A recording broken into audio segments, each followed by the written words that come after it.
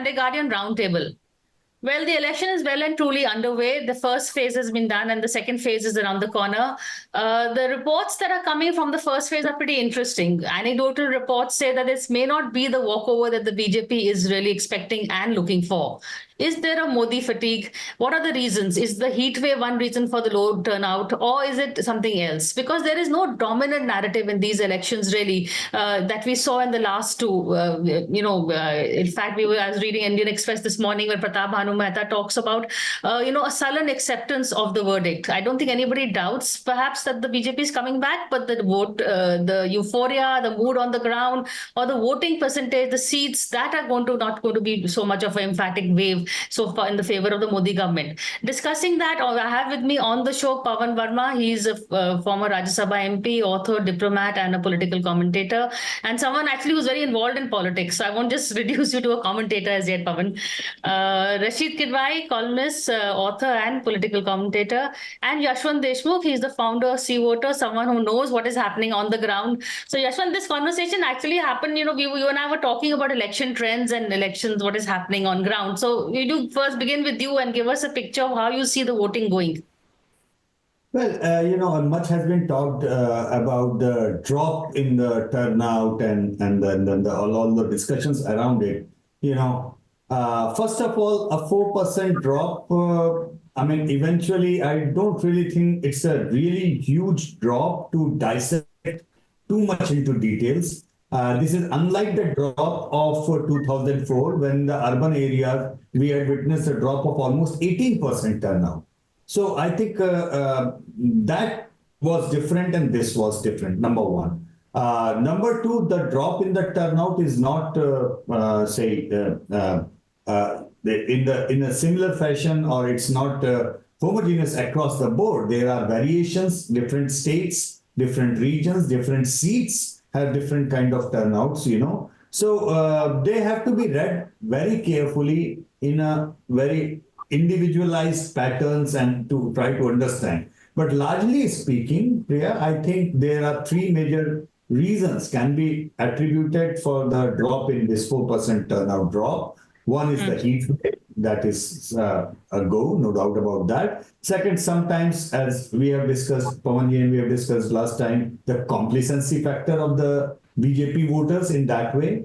And as Rasheed Bhai had kind of mentioned in the previous time that we were having discussion, it could also be because of the opposition voters feeling कि vote देके क्या फायदा है, जीतना तो है नहीं. So this could be a combination of all three. Now, in these three figures, in certain states, something will be up, another thing would be up, but this is largely a combination of these three. Pavan, your first reaction on the election, how are you tracking it? Thank you, Priya. Always a pleasure to be with you and these very distinguished panelists. No, my view is that it's too early to extrapolate the first phase into the overall results.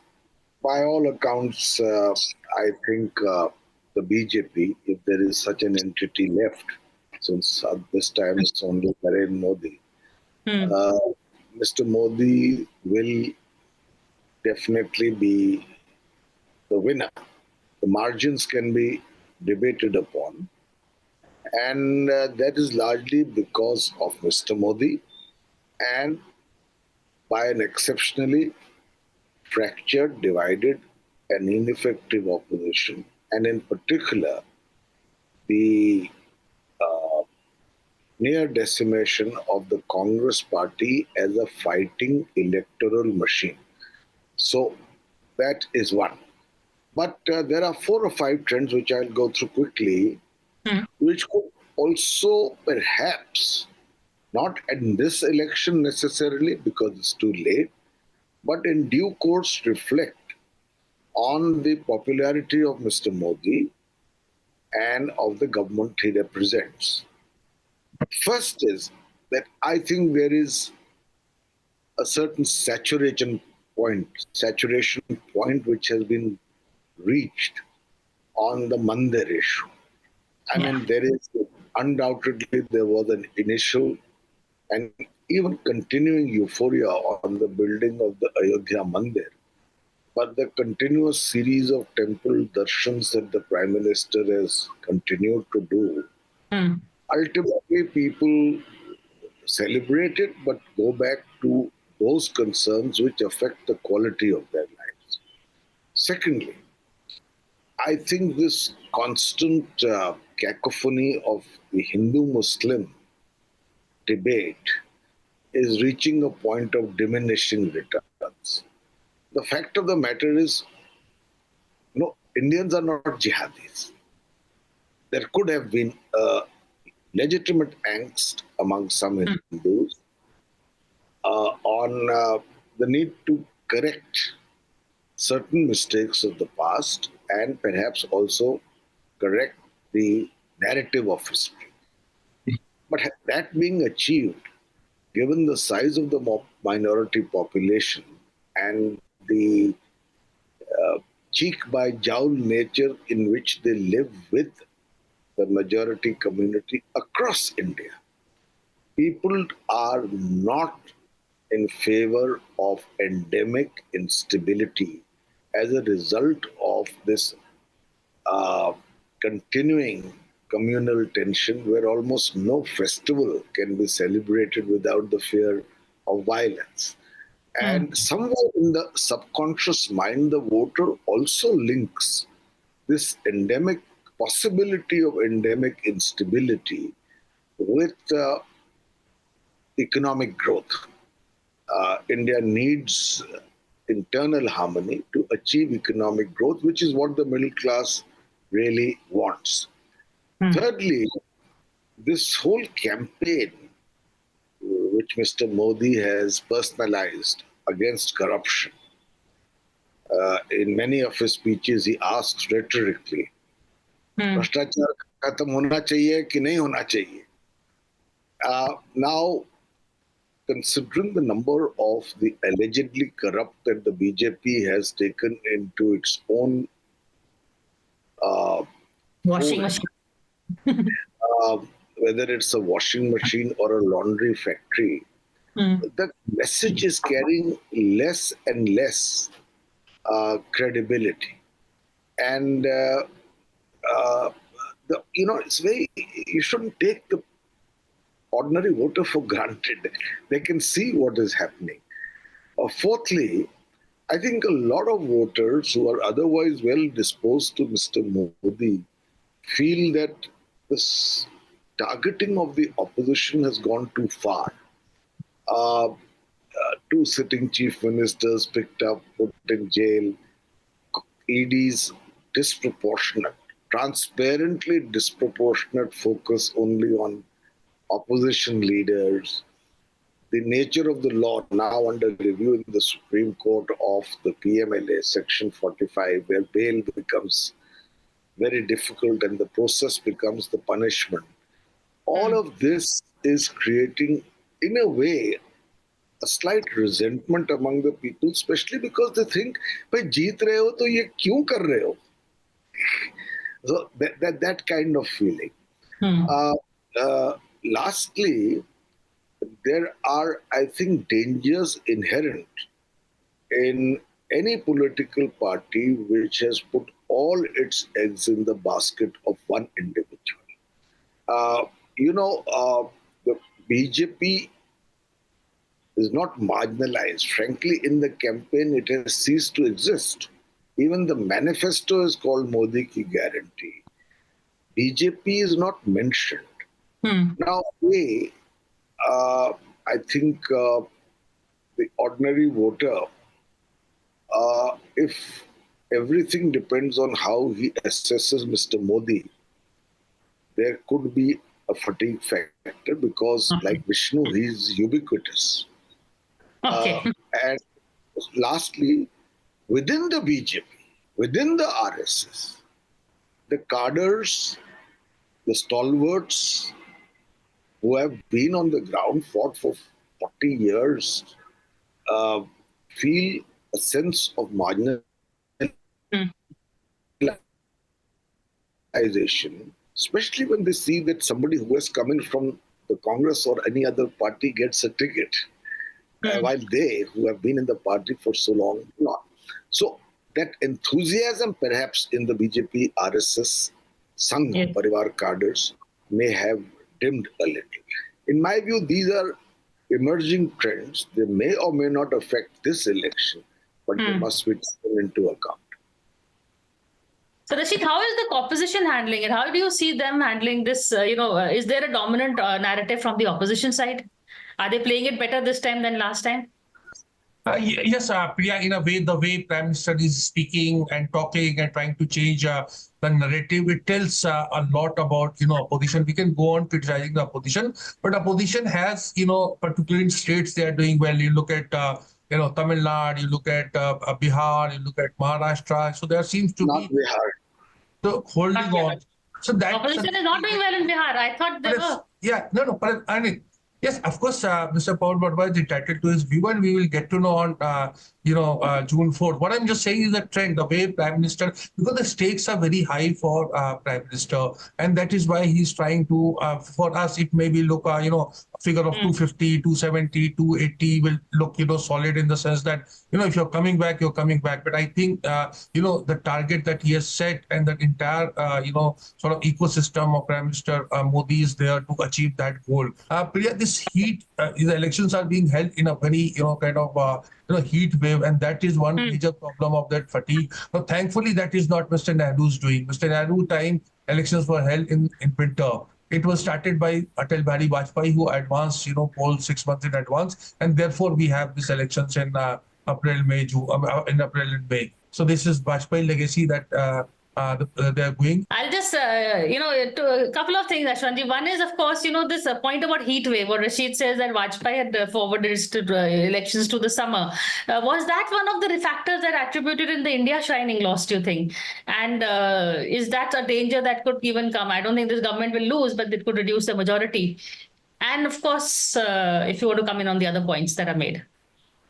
Well, of course, I think so, because it was, Rasheed Bhai is right that this was done when they preponed it by almost 6 months in 2004, and that was under the pressure of Chandrababu Naidu, because there was an attack on Chandrababu Naidu, a Maoist attack basically, when he was coming back from after the darshan in Tirupati, if I'm not wrong. And he felt that there is enough sympathy for him after the attack that he can, and he then pressurized NDA, and he was pretty important component of the NDA. And as we all know, he lost the election in Andhra Pradesh, and eventually, what happened in that way.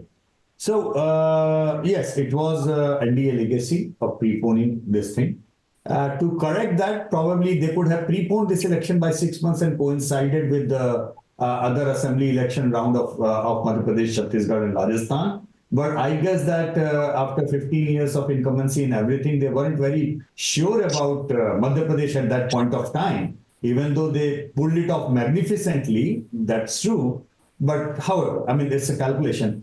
Also, in 2004, yes, the heat wave did play its role, because two things happened, and which I guess that people on the ground should be worried about them even right now, regardless of which party they are campaigning for. Number one, the heat wave. Hindustan Times did a brilliant analysis on the using the meteorological department data and redistrict it on the Lok Sabha boundaries. Because I think it's more than a week now, and they kind of did a Lok Sabha map that what could be the temperature on the polling date, and more than 50% of the seats, they mapped around 450 odd seats, the data that was available. It was 40-degree plus. And more importantly, the map raised an alarm, in that thing, that it looked like that the cooler areas were on the line where India alliance was supposed to do good, and the hottest areas are those which were traditionally the BJP areas or the NDA. That is the worry. So of course, that should raise an alarm in the BJP camp, no doubt about that. Another alarm that it should be raised in both the camps is the typical urban middle class idea of having a long weekend. again, this contributed in 2004 because many of the BJP urban strongholds, the polling happened to be either, on the Fridays or on the Mondays, and people kind of added that to a 3-day or 4-day long weekend, and they just went away. So I think that should be also kind of concern. Very, very keenly if that is having any impact. Because these things do matter, come what may. These things do matter a lot. And particularly if the contest is close, for example, we know for sure that it's a dead heat contest as far as Maharashtra and West Bengal are concerned. We know that, right? And yes, I do, and for some extent, I do treat Karnataka and Bihar as the contest, even though Pavanji says that it's not that way, and he might be right. I mean, I don't really disagree with him in that way. But these are the 4 states to watch out the contest. So if the contest is there and the heat wave and the impact and the turnout, so rest of the India is a separate case study because if you remember the last MOTN that we did, I mean, that was aired on 12th, 13th on ABP, and prior to that, India Today, the gaps, as we discussed, between the leading party and the trailing party is huge in all the states, barring these 4 states, and particularly the barring West Bengal and barring and Maharashtra. So even if there is a drop of turnout, 5%, and if you take a worst case scenario, say for example, a 5% drop in turnout, if you take a worst case scenario, all these people are DMK voters, but DMK is leading by say 20% votes. It will lead by 15% votes. I mean, even if you take the worst case scenario, take everything from the DMK in Tamil Nadu, Similarly, if you, in a certain state where BJP has a lead like Rajasthan or Himachal, a 20 to 25% lead, even if it is 5% drop in turnout, just reduce that from the BJP's account. Does that have that kind of a critical impact like in 2004? I'm sorry. No. 2004, as we discussed, the baselines are different. The 2004 baseline, Priya, was the 99 election where the BJP polled 24% vote, Atalji became Prime Minister. But even in the worst nadir of that, Congress polled 4% more votes than the BJP. Congress votes in 1999 election were 28%. Now today the baseline for 2024 is 2019 election. What is the baseline? 37% BJP and 19% Congress. Can you imagine that from a +4 to -18? There is a gap of 22% between the baselines of 2004 and 2024. Can this 22% baseline gap be overturned by a drop of turnout, say 5%, 6%, 7%, 10%? You get the big picture. I'm asking you to do the worst case scenario for the BJP and take 10% away from them. In those seats. So, however, I am of the firm opinion that low turnout does not necessarily mean a pro or anti-incumbency verdict in any way, because there are multiple factors, at count. Low turnout many a times works brilliantly for a cadre-based party, because that's the minimum number of voters that they are going to pull out, and we know that BJP machinery, how they... Right. Is the most example. Kidwai knows that. It was purely on the organizational strength that BJP pulled that trip. Otherwise, there is no way BJP should have or could have won Madhya Pradesh. Purely by the MLAs, MPs, and the chief ministers largely. So that way, don't read too much into.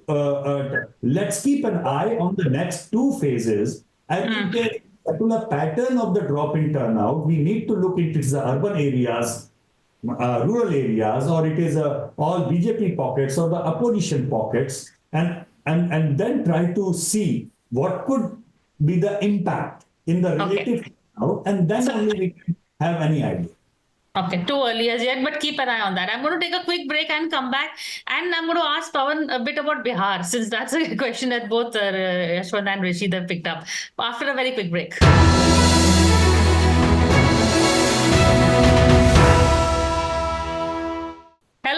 welcome back to the NewsX Sunday Guardian Roundtable. We are here taking a look at the election so far and quick, rebuttals from everybody at the conversation gone by. Pavan, you were in the dock, so I'll ask you first to explain about why you are, differing with the others on the state of Bihar, for instance, or any other point that you want to make. I'm not differing. Our ground feedback is that the BJP was in any case going to get over 30 seats out of 40 in Bihar, notwithstanding the Mahagathbandhan. In fact, I am not sure whether they made the right strategic decision of giving 16 seats to the JDU. Mr. Nitish Kumar's popularity or unpopularity is at its highest level. The JDU is in tatters, and he may win maybe 10 out of those 16 seats riding on the coattails of the BJP. But by giving those seats, the BJP has likely reduced its numbers, especially since the RJD, I know, is going to focus exclusively on the weak link now of the 16 seats of the JDU. So that is one analysis. Two quick points because our time is short. I agree with Yashwantji and Rasheed that this time I really don't see where the BJP is significantly dropping seats. Certainly not in the North Indian belt, Gujarat, Rajasthan, Madhya Pradesh, Chhattisgarh, and UP. I think they will gain a few seats possibly. They will not go below 18, which they got in West Bengal. They may go to 20, 21, even higher in West Bengal. I think they will do much better this time in Odisha. And I think the contest in Telangana is no longer between the Congress, BRS. It's between BJP and the Congress. Because BRS is finding it difficult to find candidates. And there are all kinds of rumors about what is the compact between the BRS and the BJP, but this is all speculative. So I really don't see, even in Tamil Nadu, this time the BJP's vote percentage will be in double digits. Whether it's convertibility to seats, I don't know, but maybe 1 or 2 seats. So I really don't see where they're losing. But let me tell you, the voter is unpredictable. Predictable and unpredictable because there are very legitimate grievances on the ground, which do not get reflected in surveys because of the pervasive hold and fear of the ruling party. Correct. Yashwantji, of course, is a trained psychologist that he will know how. But what I mean is unemployment, Agnipath, food inflation, essential commodities inflation. All of these have created a subterranean level of discontent, which could have been channelized if there was a stronger opposition, but may still have some impact on the overall vote, but that is as yet unmapped. Rasheed, quickly, then I want Yashwant Deshmukh to give us his feeling of where the BJP is winning or losing. Yeah, so Priya, that is what Mr. Pavan is saying. Voter is highly unpredictable. There are pockets. I don't know how many it will convert into seats. In Rajasthan, there are 7-8 seats where there is a very kind of fierce, intense, contest. So in Madhya Pradesh also, so therefore, Mr. Modi is leaving nothing to chance. As we speak today, Mr. Modi is holding a road show in Bhopal where it is considered as far as BJP fortunes are concerned, a one-horse race. But he's holding a road show, and that too, when the polling date is May 7th, he's coming on, 24th and doing it. So all kind of things are happening.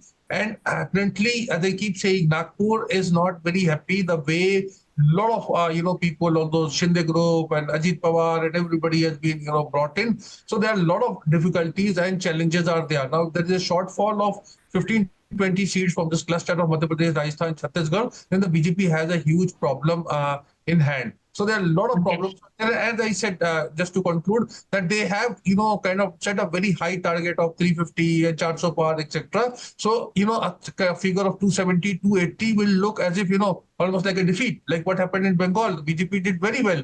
But the way they were saying 200 par, that, eventually the number of 77 looked as if, they got 10. So BJP is a, victim of its own propaganda.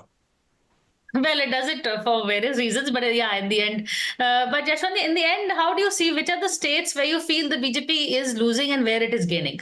You name 4 states where you're watching closely, but. Well, Priya, I will not go into any predictive thing now because fortunately or unfortunately in the panel, I'm the only one who is privy to the exit poll data. It would be unethical to say anything that people read too much into in my statements. I will only go by what we have already discussed earlier. And I actually agree with Rasheed Bhai and Pavan Bhai on one account that, in the last few years, we have been consistently in our tracker and MOTN have been hammering down the discontent of the public on multiple things, ranging from the unemployment to inflation and everything in between. It's not that numbers are not out there. In fact, if you selectively start reading those economic distress numbers, and not going to the political numbers, from a layman perspective, going through those 7 or 8 pointers from our tracker, anybody would start believing in that, the Prime Minister must be extremely unpopular by now, and this party must be on the way out. Honestly speaking, it almost reads like that. But what is more critical is that 2 things to end up that entire understanding. That, number one, there is discontent, but are the people looking out for solutions in some other direction? Are there credible alternatives who are channelizing that discontent into a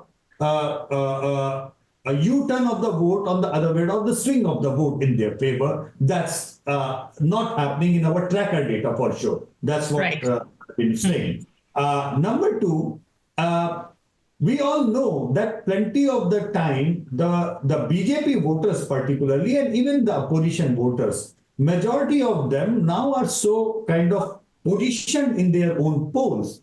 There is not much swing that is happening in one election. There is enough swing that is happening. For example, in Delhi, almost like 20% vote is swinging from Aam Aadmi Party to the BJP, but between 2 elections. That's a split vote.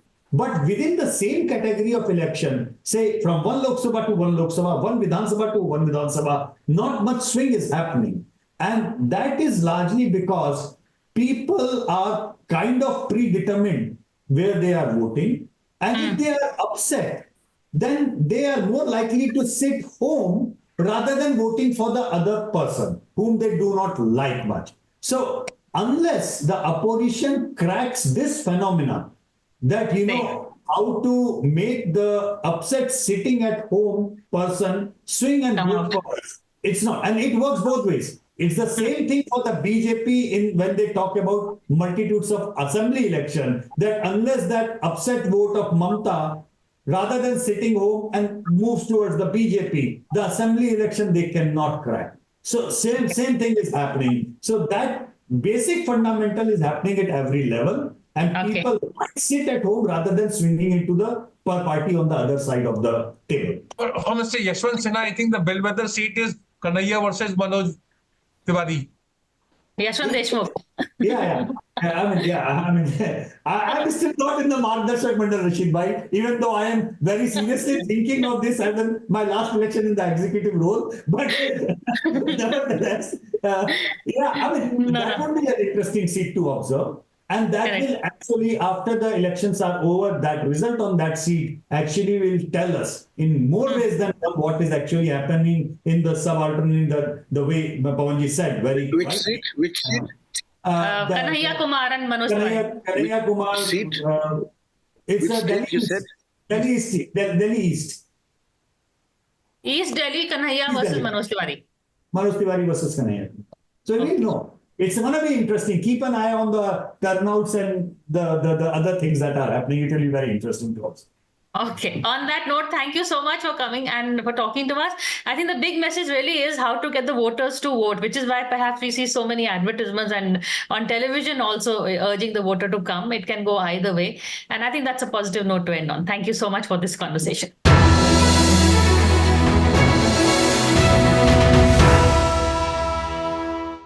For more such videos, subscribe to the NewsX YouTube channel, hit the bell icon.